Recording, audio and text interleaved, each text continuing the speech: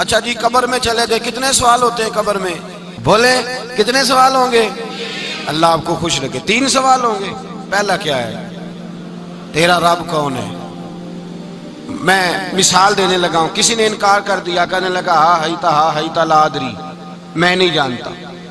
تو اللہ کو نہیں مانتا تو چاہیے نا رب جہنم میں ڈال دے، پر اللہ نے دوزخ میں نہیں ڈالا، نہیں ڈالا۔ ابھی دوسرا سوال پوچھو، ماں دینوں کا، تیرا دین کیا ہے؟ ہا ہیتا لا ادری، کافر ہے، منافق ہے، فاسق ہے، کہتا ہائے افسوس میں نہیں جانتا۔ چاہیے تھا نا دین نہیں جانتا دوزخ میں ڈالا جائے، لیکن اللہ ابھی دوزخ میں، ابھی جہنم کا گڑھا نہیں بنی۔ فرمایا تیسرا سوال پوچھو، حضور کا چہرہ دکھایا، ما کنتا تقول فی حق ھذا الرجل، ان کے بارے میں کیا کہتا تھا؟ اس نے کہا میں نہیں جانتا۔ اللہ نے فرمایا تو میرے نبی کو نہیں جانتا، پکڑو اس کو جہنم میں داخل کر دو۔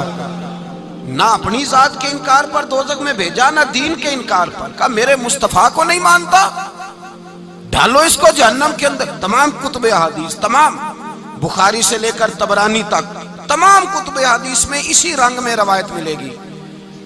قبر میں بندہ گیا، مومن ہے، مسلمان ہے، نمازی ہے، 10 حج کیے، 15 عمرے کیے، زکاتیں، صدقات، خیرات، عبادات، نفل، نماز، داڑھی، حج، عمرہ، بڑا کچھ۔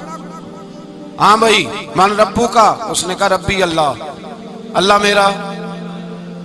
اس کو جنت کوئی نہیں ملی، ابھی جنت کی کھڑکی۔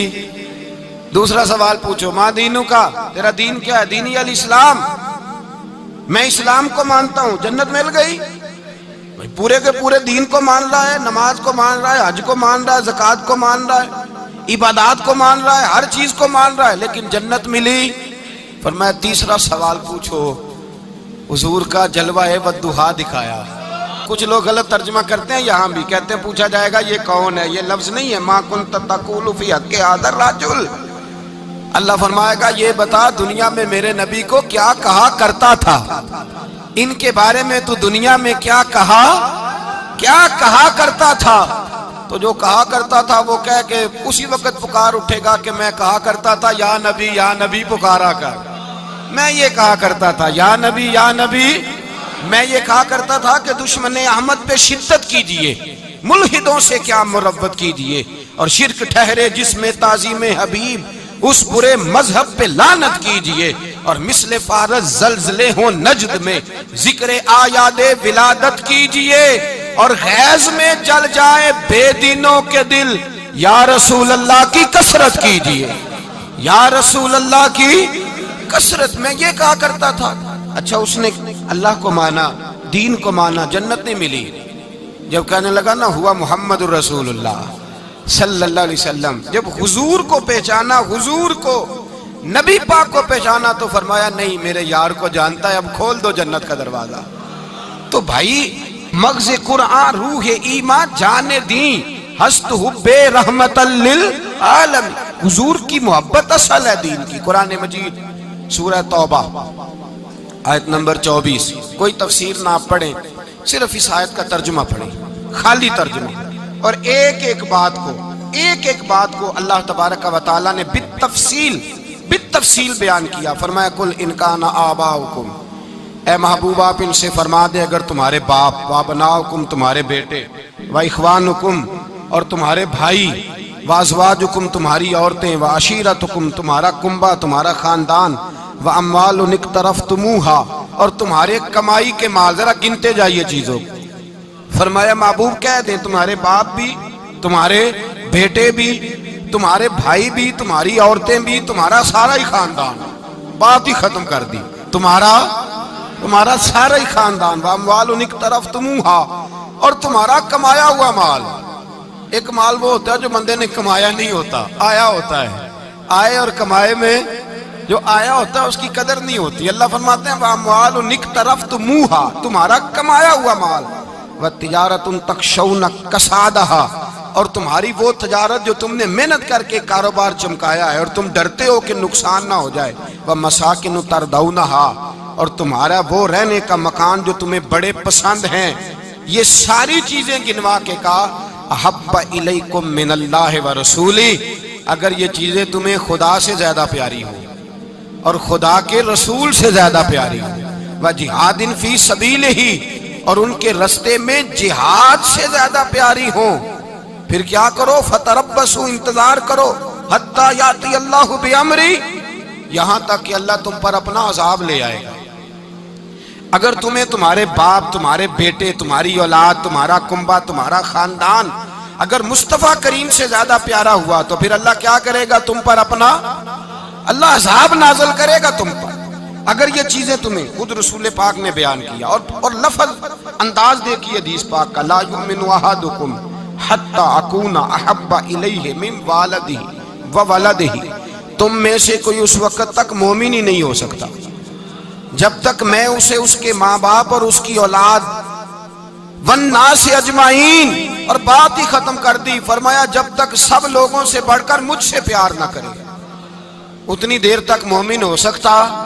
حضرت عمر حضور کی بارگاہ میں آئے، عام آدمی نہیں، جناب فاروق اعظم، نبی پاک صلی اللہ تعالی علیہ وسلم کی یہ حدیث سنی تو حاضر خدمت ہوئے، کہنے لگے یا رسول اللہ صلی اللہ علیہ وسلم، میں ہر چیز سے بڑھ کر آپ سے پیار کرتا ہوں، اور میں خالی نعرے لگانے والا نہیں، میں گھر سے تجربہ کر کے آیا ہوں، میں نے اولاد سامنے رکھی ہے، پھر آپ کا پیار سامنے رکھا ہے۔ حضور مجھے اولاد نہیں زیادہ پیاری، آپ زیادہ پیارے ہیں۔ اولاد زیادہ پیاری نہیں، ہم نے بھی کبھی سامنے رکھی ہے اولاد اور حضور کا پیار؟ جی میں حدیث پاک بیان کر رہا تھا تو روک گیا ہوں اچانک ہی، رکھی ہے کبھی سامنے؟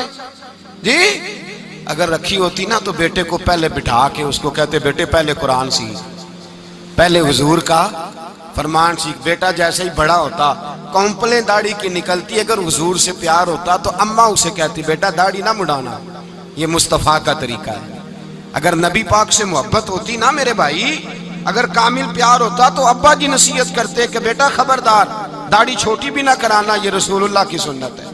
لیکن ہم نے ابھی اس چیز کو سامنے، ابھی نعرہ ہی ہے، ابھی خالی میلاد میں ہی محبت کرتے ہیں، ابھی خالی معراج شریف والے دن ہی پیار کرتے ہیں، ابھی اس کے اصل رنگ تک نہیں آئے۔ سنیے اور غور کیجیے، حضرت عمر عرض کرنے لگے یا رسول اللہ صلی اللہ علیہ وسلم، میں نے اولاد سامنے بٹھائی ہے، پھر آپ کا چہرہ سامنے لایا ہوں، حضور مجھے اولاد نہیں پیاری، آپ ہی زیادہ پیارے ہیں۔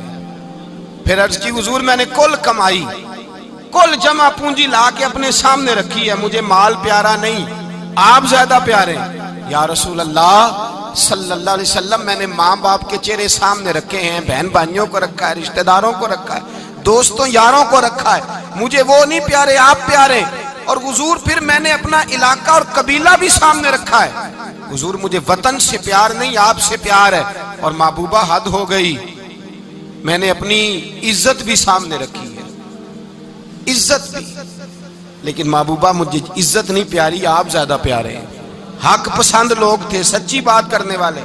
حضرت عمر کہنے لگے یا رسول اللہ صلی اللہ علیہ وسلم، پھر میں نے اپنے نفس کو، اپنی جان کو، اپنی روح کو سامنے رکھا ہے، مجھے لگتا ہے کہ جان مجھے زیادہ پیاری ہے، یہ نہیں کہا کہ زیادہ پیاری ہے، مجھے، سمجھ رہے ہیں بات کو، مجھے لگتا ہے کہ جان مجھے آپ سے۔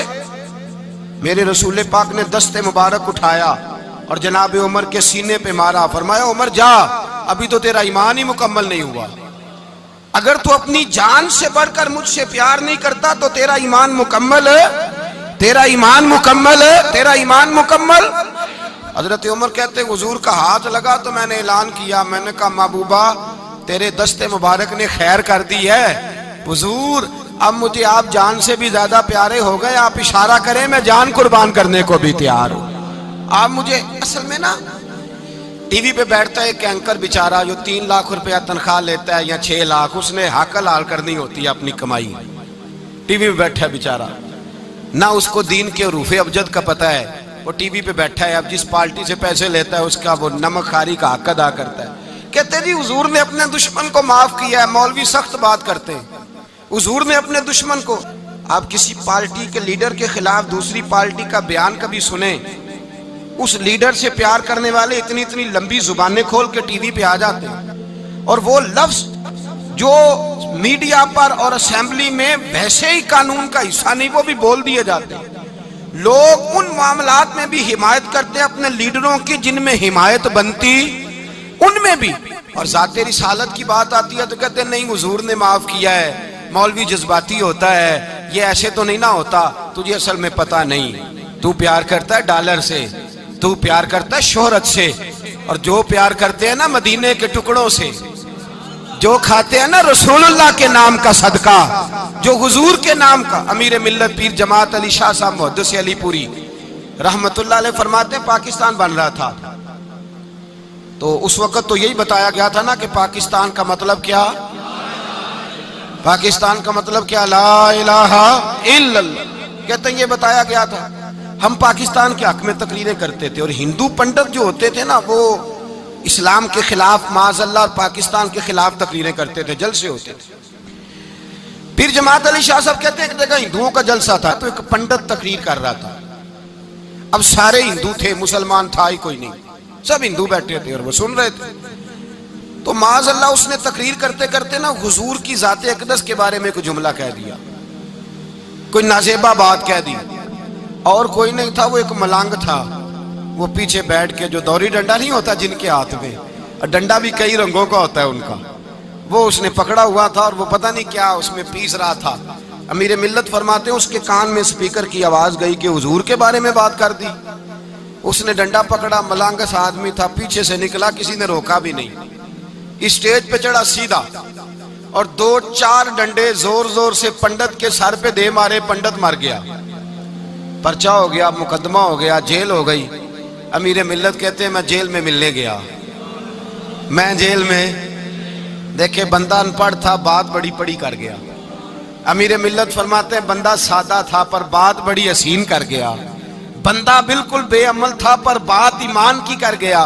آپ فرماتے ہیں میں جیل میں ملنے گیا تو میں نے کہا سائیں نہ تو نماز پڑھے، نہ روزہ رکھے، نہ تو مسجد آئے، تو عبادات کی طرف توجہ نہیں کرتا، اور تو نے اتنا بڑا کام کر دیا ہے، ہندو مار دیا ہے۔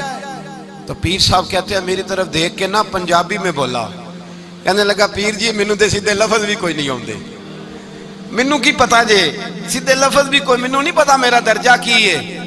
پیر صاحب میں نماز نہیں پڑھدا میری غلطی ہے، روزہ نہیں رکھدا ہے میری غلطی ہے، میں عبادت نہیں کردا میری غلطی ہے، پر پیر صاحب یہ تو نہیں نہ ہو سکتا کہ میرے سامنے کوئی میری اچھی تے سچی سرکار دی بے ادبی کر کے لنگ جائے۔ لفظ بڑے کمال کہہ گیا، کہنے لگا پیر صاحب میں گناہگار ہوں پر اپنے نبی کا غدار نہیں ہوں۔ ایک صحابی